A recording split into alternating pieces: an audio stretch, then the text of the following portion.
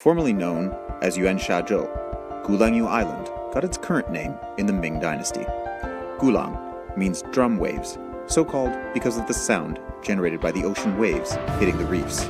With a total area of around 1.9 square kilometers, Gulangyu Island is the largest island in Xiamen. Gulangyu Island is dubbed as a maritime garden since it has a pleasant weather year-round. On July 8, 2017, Gulangyu, a historic international settlement, was included on the UNESCO World Heritage List, becoming the 52nd World Heritage Site in China. 1 year after its successful bid, this beautiful island is showing the world its vitality and charm. Before the First Opium War, fishery and agriculture were the major economies on Gulangyu Island, which hosted numerous shabby residential houses. Xiamen became a treaty port after China's loss in the First Opium War. Gulangyu Island soon became the priority destination for foreigners in Xiamen to build offices and residential buildings, thanks to its superior natural conditions. Since 1844, 13 countries established their consulates on Gulangyu Island. The British, Americans, and French erected churches, schools, hospitals, and trade companies here, among other things. As a result, the island hosts a large number of Western-style buildings, both public ones and civil ones.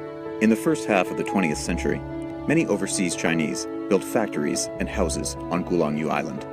As a result, private residences, often with a mixture of Eastern and Western architectural styles, mushroomed on the island, which ushered in the peak of construction in its history. Meanwhile, people steadily put such public facilities like telephone, telegram, waterworks, and dorks in place on the island.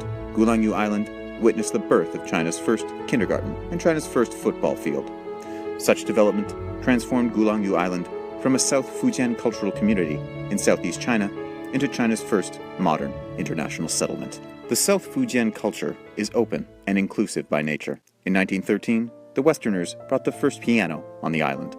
Since then, the local Chinese residents, with their natural taste for music, started to know the outside world through music. Gulangyu Island ranks first in China in the density of pianos, so it gets the nickname of Island of Pianos. Even today, the island usually immerses itself in the sounds of bells and instruments and reading voice. Today's Gulangyu Island is a famous tourist attraction in China, thanks to its splendid sceneries. Meanwhile, the island also keeps its deep cultural heritage and historical and humanistic values. Around 1,000 buildings, constructed between the late 19th century and the first half of the 20th century, and with different styles, still stand on the island today. Thus, Gulangyu Island is renowned for its varied foreign-style architecture, which records the history and transformation of the island in the past 100 years. Gulangyu Island witnesses the history of cultural fusion between China and the West.